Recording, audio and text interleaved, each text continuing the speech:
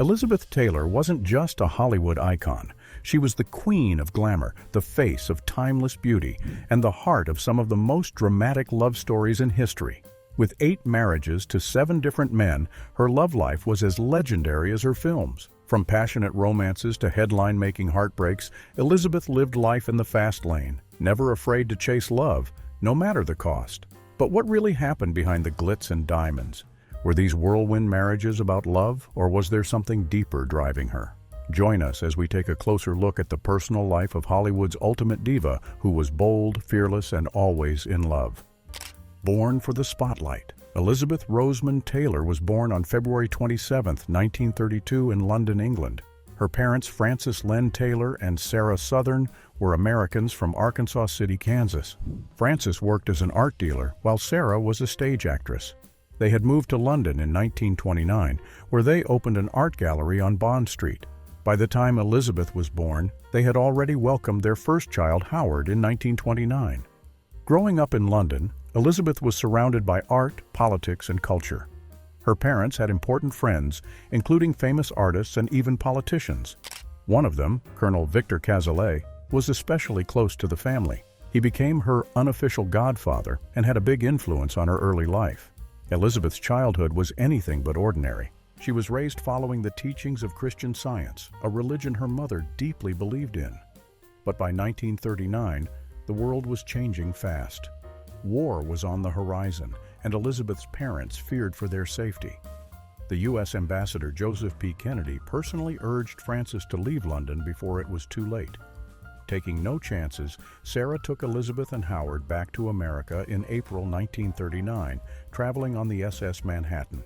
They settled in Pasadena, California with Elizabeth's grandfather, while Frances stayed behind to close the art gallery. He eventually rejoined them in December. The Taylors soon moved to Beverly Hills, where Frances opened another art gallery. Elizabeth and her brother were enrolled in Hawthorne School. It was a big change, from the rainy streets of London to the glitzy world of Hollywood.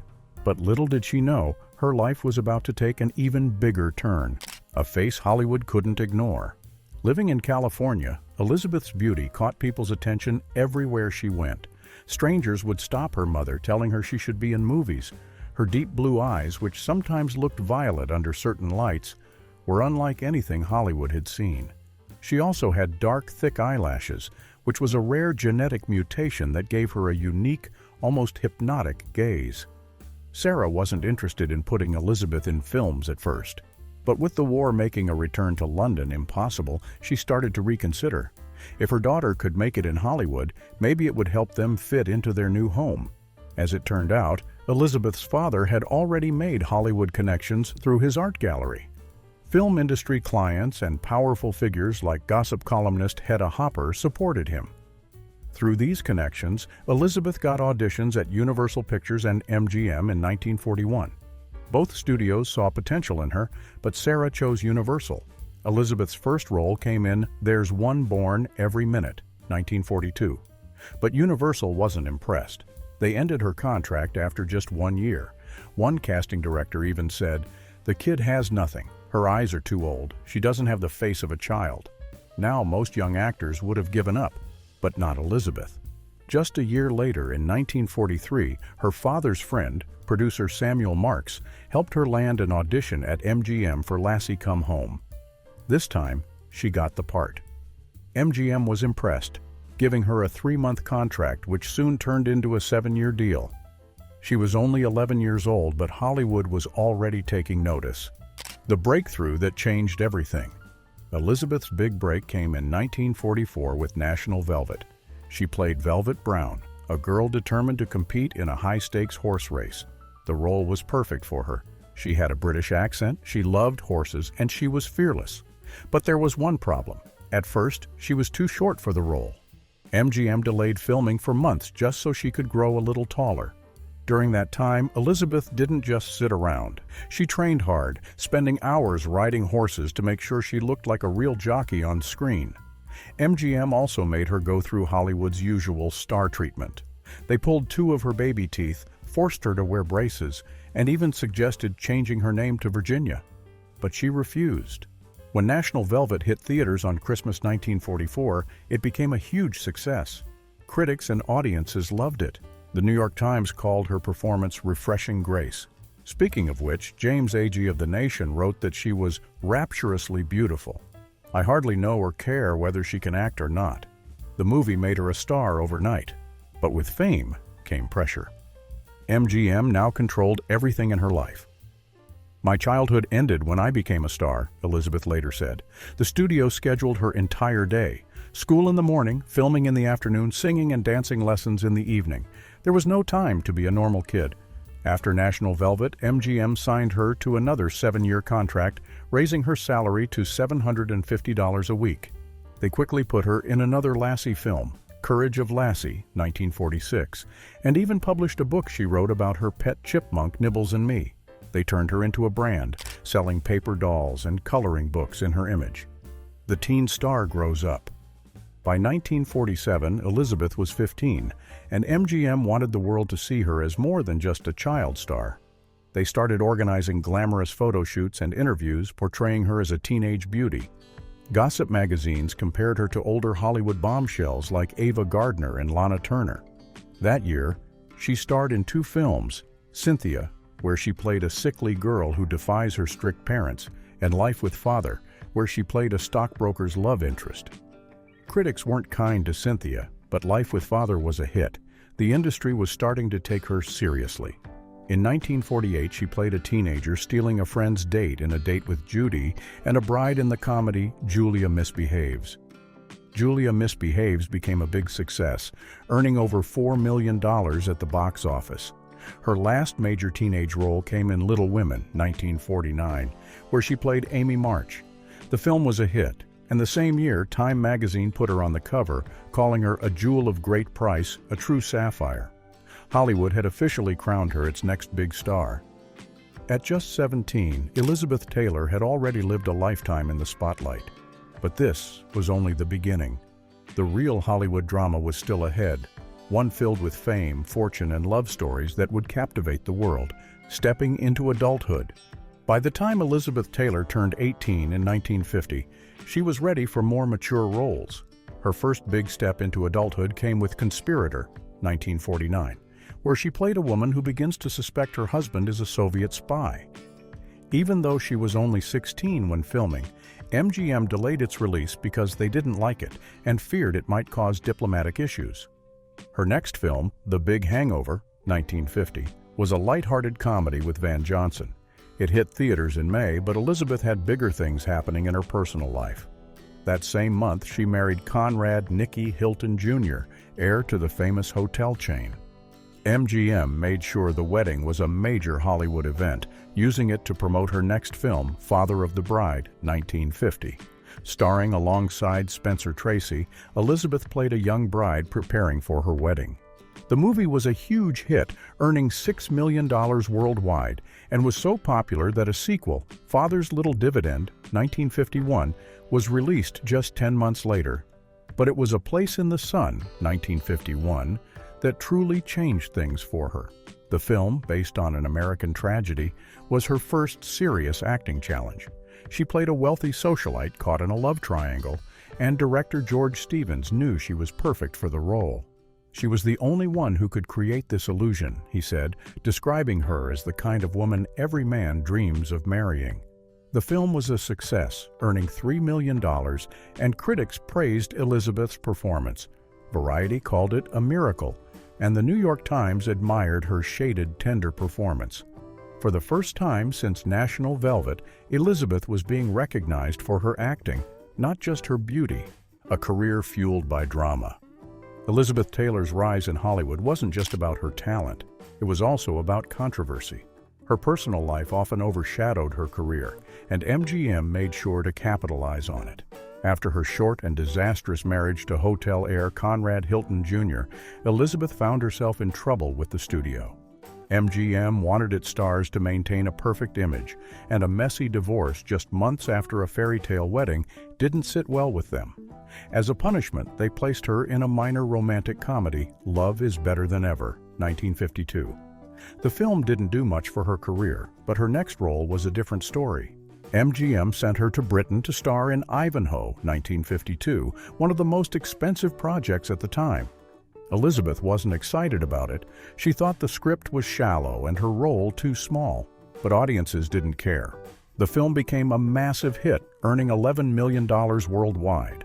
By 1953, she had wrapped up her old contract with The Girl Who Had Everything, another film she wasn't thrilled about. Despite her issues with MGM, she signed a new 7-year contract. This time, it wasn't just about work. She had just married British actor Michael Wilding and was expecting her first child. MGM took full advantage of the situation, offering her a higher salary, helping her buy a house, and even signing Wilding to a contract. Now, with growing financial responsibilities, she was more tied to the studio than ever. Her first 2 films under the New Deal, Rhapsody and Elephant Walk, were released in early 1954. Elephant Walk wasn't even supposed to be her film. She replaced Vivien Leigh, who had fallen ill. Later that year, she starred in Beau Brummel, a historical film she disliked. She wasn't a fan of period pieces, mostly because of the endless hours in makeup and costumes. She later admitted her performance in the film was one of her worst. Her final film of 1954, The Last Time I Saw Paris, was a surprise for her. She had originally wanted a different role in The Barefoot Contessa, but after finishing Paris, she had a realization. It convinced me I wanted to be an actress instead of yawning my way through parts, she later said. The mid-1950s brought changes in Hollywood. Television was taking over, and movie studios focused on making fewer but better films. This shift worked in Elizabeth's favor. She had been waiting for a serious role, and in 1956 she finally got it. She lobbied director George Stevens to cast her in Giant, 1956, a drama about a Texas ranching family. Starring alongside Rock Hudson and James Dean, this was one of the biggest films of the decade. But filming wasn't easy. Elizabeth clashed with Stevens, who tried to control every aspect of her performance. Then tragedy struck. James Dean died in a car crash just after filming wrapped. Devastated, Elizabeth still had to film her reaction shots for their scenes together. When Giant was released in 1957, it was a massive success. Critics took notice of Elizabeth's acting like never before. Variety called her performance surprisingly clever, and the Manchester Guardian called it an astonishing revelation of unsuspected gifts. She followed up with Raintree County, 1957, a Civil War drama meant to be the next Gone with the Wind. Elizabeth found the role interesting, but wasn't impressed by the film itself. It didn't meet MGM's high expectations, but it did land her the first Academy Award nomination of her career. Then came Cat on a Hot Tin Roof, 1958, the film that truly cemented her status as Hollywood royalty. Based on the Tennessee Williams play, she played Maggie the Cat, a woman desperate for love and attention. The role was emotionally demanding, but her personal life made it even harder. But did you know that she was the highest-paid actress in the world? By 1959, Elizabeth had one last film left under her MGM contract, Butterfield 8, 1960. It was about a high-class call girl, and MGM knew audiences would connect it to her real-life scandal. She hated the role, but had no choice. Despite her frustrations, the film became a huge success, grossing $18 million worldwide. Critics acknowledged her talent. Variety called it a torrid, stinging portrayal, while the New York Times wrote, "She looks like $1 million in mink or in negligee." The film won her first Academy Award for Best Actress. Then came Cleopatra, 1963, the film that changed everything. She became the first actor ever to earn $1 million for a single role. On top of that, she secured 10% of the film's profits and had the movie shot in Todd AO, a special widescreen format she inherited from her late husband, Mike Todd.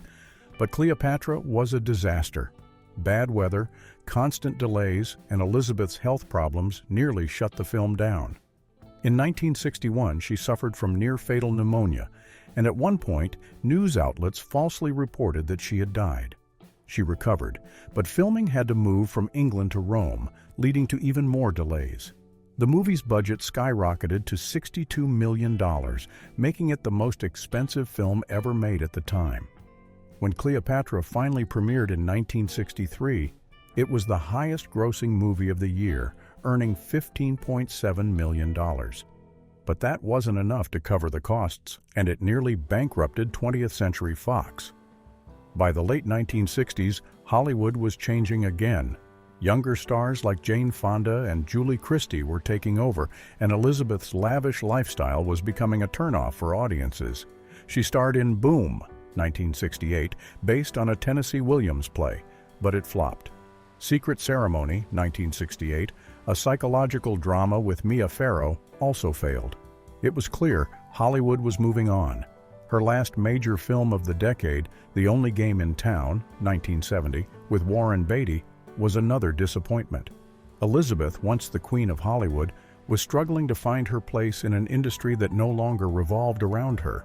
But even as her career faded, her legend only grew. The final act of a Hollywood legend. After years of dominating Hollywood, Elizabeth Taylor started stepping away from the big screen in the 1980s. But retirement didn't mean disappearing. She continued acting in films, television, and even theater, proving she was more than just a movie star. She was a force. In 1980, she starred in The Mirror Cracked, a mystery film based on an Agatha Christie novel. It had an impressive cast, including Angela Lansbury, Rock Hudson, Kim Novak, and Tony Curtis. But Elizabeth was looking for a new challenge. She found it on Broadway. For the first time, she took on a major stage role in The Little Foxes. She played Regina Giddens, a woman who would do anything to get ahead. But unlike other versions of the character, Elizabeth wanted audiences to see Regina as more than just a villain. "She's a killer," she said, but she's saying, "Sorry, fellas, you put me in this position." The play opened in 1981 and became a huge success. Every seat was sold for 6 months straight, even though the reviews were mixed. The New York Times called her performance a black and thunderous storm that may just knock you out of your seat. But not everyone was impressed. One critic wrote that she was simply playing herself. Still, she took the play to London, but British critics were far less kind. Encouraged by her theater success, she teamed up with Richard Burton one last time for Private Lives, a play about a divorced couple who can't seem to stay apart. The show was a hit in Boston, but critics noticed something was off. Both actors were struggling with their health. Soon after, Elizabeth checked herself into rehab, and the following year, Burton passed away. After that, she gave up on theater. By the mid-1980s, Elizabeth focused on television. She made guest appearances on General Hospital Hotel and All My Children. She also played a brothel owner in North and South and gossip columnist Luella Parsons in Malice in Wonderland. In 1989, she starred in Sweet Bird of Youth, her fourth Tennessee Williams adaptation, marking the last major role of her career. As the years passed, she received more honors than roles.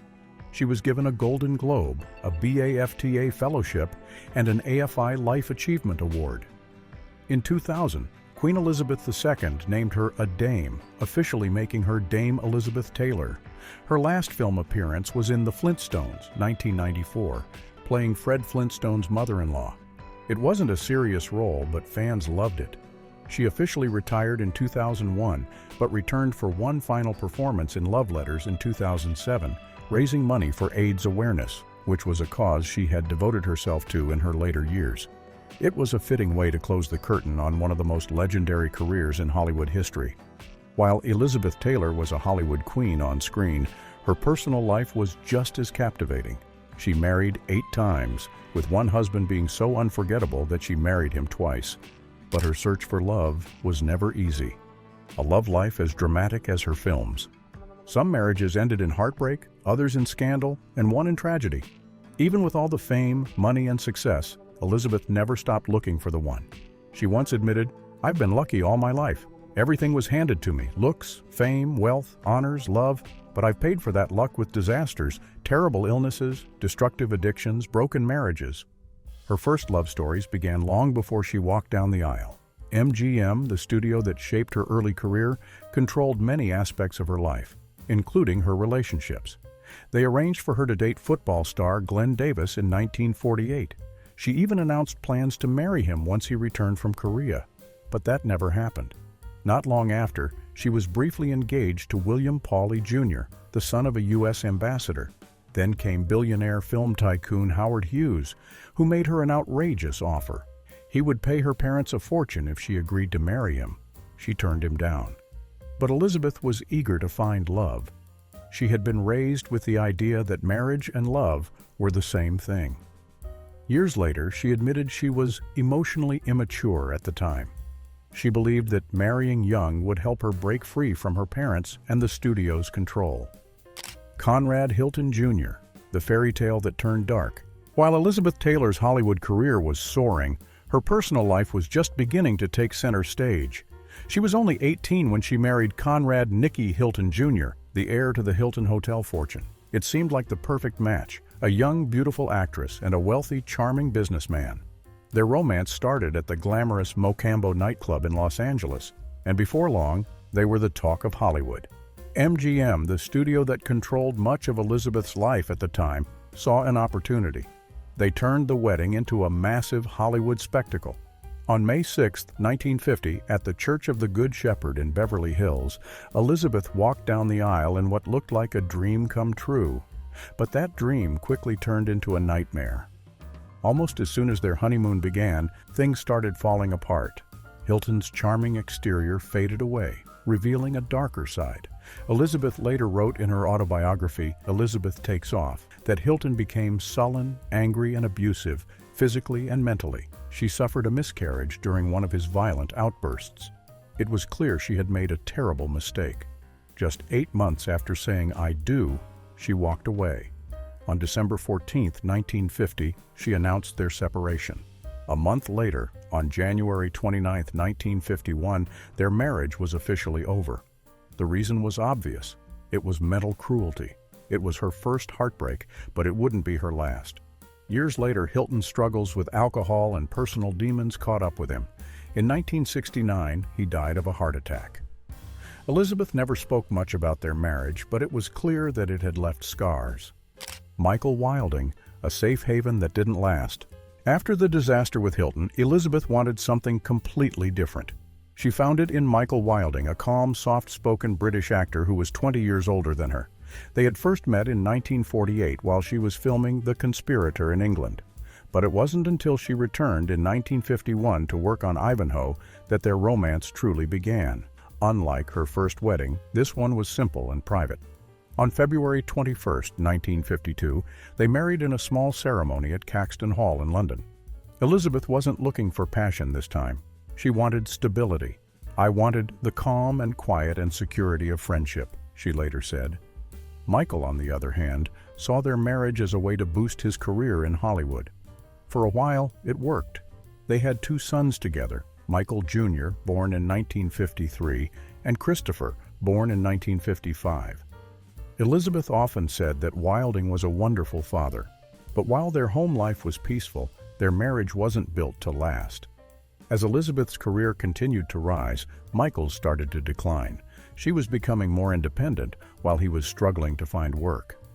Then, in 1955, a scandal made headlines. The gossip magazine Confidential reported that while Elizabeth was away filming Giant, Michael had been entertaining strippers at their home. Whether it was true or not, the trust between them was broken. On July 18, 1956, they announced their separation. Their divorce was finalized on January 26, 1957. Elizabeth later called it a friendly divorce, but she was devastated when she heard about Michael's death in 1979. Even though their marriage didn't last, she always spoke highly of him, especially as a father. Elizabeth had now been married twice by the time she was 24. She had experienced both extremes, one husband who was abusive and another who was too distant. But she wasn't done searching for love. Mike Todd, the great love that ended in tragedy. Elizabeth Taylor had already been married twice, but it was her third husband, Mike Todd, who became the first great love of her life. Unlike her previous relationships, this one was full of excitement, passion, and overwhelming affection.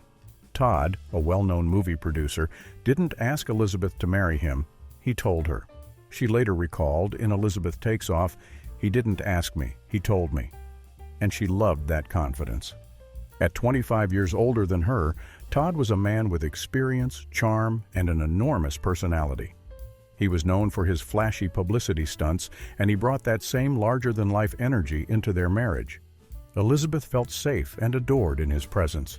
"God, I loved him," she once said. "My self-esteem, my image, everything soared under his exuberant, loving care." They married on February 2, 1957 in Acapulco, Mexico. Elizabeth was 3 months pregnant at the time, and their happiness seemed complete when their daughter, Elizabeth Liza Frances, was born on August 6, 1957. Todd wanted the world to know how much he loved his wife. He famously gifted her a tiara, which she wore to the 1957 Oscars when his film Around the World in 80 Days won Best Picture. He even threw her a massive birthday party at Madison Square Garden with 18,000 guests, which was an event so extravagant that it was broadcast on CBS. But their love story was cut short.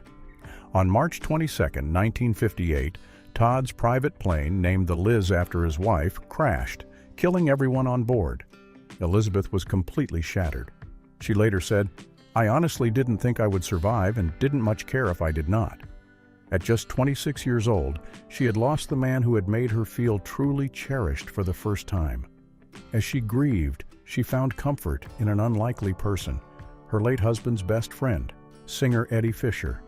Eddie Fischer, the scandal that shocked Hollywood. Still struggling with Todd's sudden death, Elizabeth turned to Fischer for support. He had been one of Todd's closest friends, and he understood the deep pain she was feeling. But there was one major problem. Fischer was married to Debbie Reynolds, who was one of Hollywood's most beloved actresses. Debbie and Elizabeth had once been friends, with Reynolds even serving as matron of honor at Elizabeth's wedding to Todd. But now, everything changed. As Fischer and Elizabeth grew closer, his marriage with Reynolds crumbled. When he left Debbie to be with Elizabeth, the media went into a frenzy. Suddenly, Elizabeth was no longer just a grieving widow, she was labeled a homewrecker. She later admitted, "It was distressing to open the papers day after day and see captions under my photographs referring to me as a homewrecker." But she always insisted that Fischer and Reynolds' marriage had already been falling apart before she entered the picture. Despite the public scandal, Elizabeth and Fischer got married on May 12, 1959, at the Temple Beth Sholem in Las Vegas. But even she knew it wasn't built to last. She later said she only married him because of her grief. Debbie Reynolds seemed to agree. In 1983, she told People, "A man doesn't leave a woman for another woman unless he wants to go. You know, when Mike Todd died, I sent Eddie to help Elizabeth." I don't think she ever really loved Eddie. He was an interim interest during her mourning period. Debbie was right. Elizabeth's love for Fischer faded when she met her next husband, her Cleopatra co-star, Richard Burton. The moment she locked eyes with him, everything changed, and just like that, Eddie Fischer became part of her past. By March 1964, their marriage was over.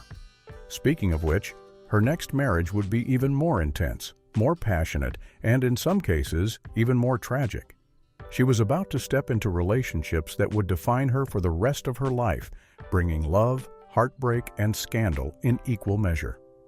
And then there was Richard Burton, a love so powerful, so fiery, that she married him twice. But that's a story of its own. Richard Burton, the love that changed everything. Elizabeth Taylor had met Richard Burton years before, but it wasn't until Cleopatra that their chemistry exploded. Their on-screen romance became real, and despite both being married, they couldn't hide their feelings.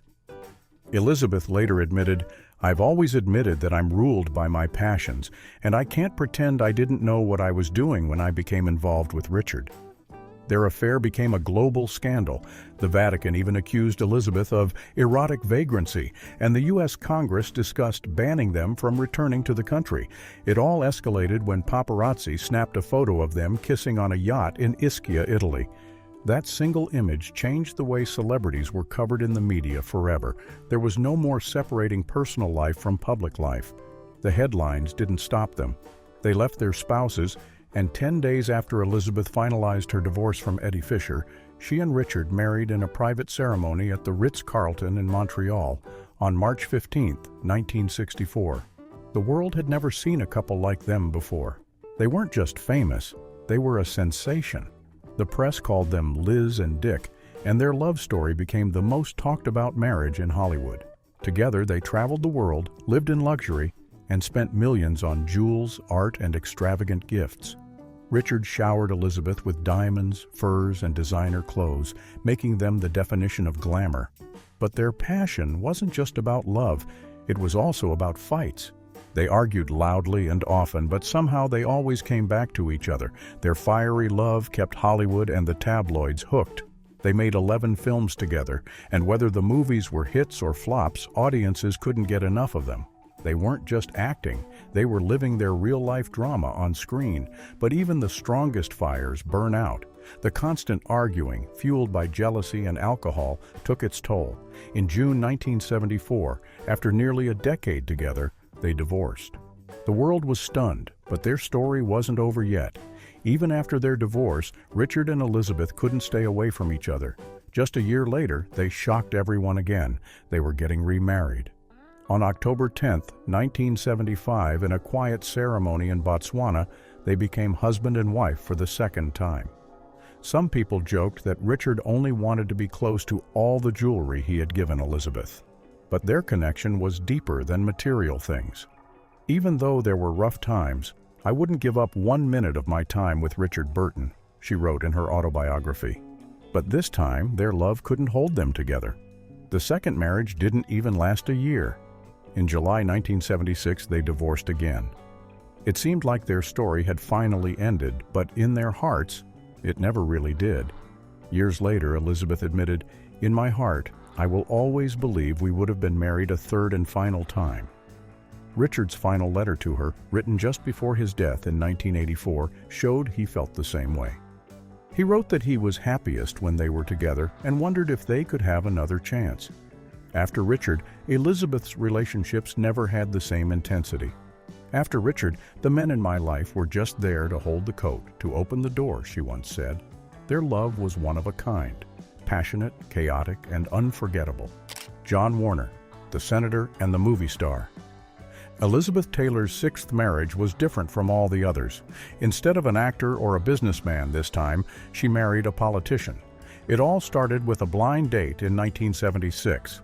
Speaking of which, the event was a bicentennial dinner at the British Embassy in Washington, D.C., with Queen Elizabeth II. Unlike her past romances, John Warner didn't send a limo. He picked her up himself in his car. Elizabeth was charmed, but what really won her over? His horse farm. "I think she fell in love with the farm, and I guess I came along with the horses," Warner later joked. By September of that year, they were engaged, and in December they got married. Suddenly, Elizabeth was no longer just a Hollywood icon, she was the wife of a rising political figure. When Warner ran for the U.S. Senate in 1979, her star power helped him win. But life as a senator's wife wasn't as glamorous as she expected. Washington, D.C. was nothing like Hollywood. "I was told to wear tweeds," she said. "I couldn't wear purple or Halston pantsuits." More than just the fashion, she found the lifestyle dull. As Warner's focus shifted to politics, Elizabeth felt isolated and unhappy. She became depressed, gained weight, and started relying more on prescription drugs and alcohol. By 1981, the marriage was falling apart. "He knows he wasn't the love of my life, and I know I wasn't the love of his life," Elizabeth admitted in 2002. In December of that year, they separated. Their divorce was finalized on November 5, 1982. Even after they divorced, they remained on good terms.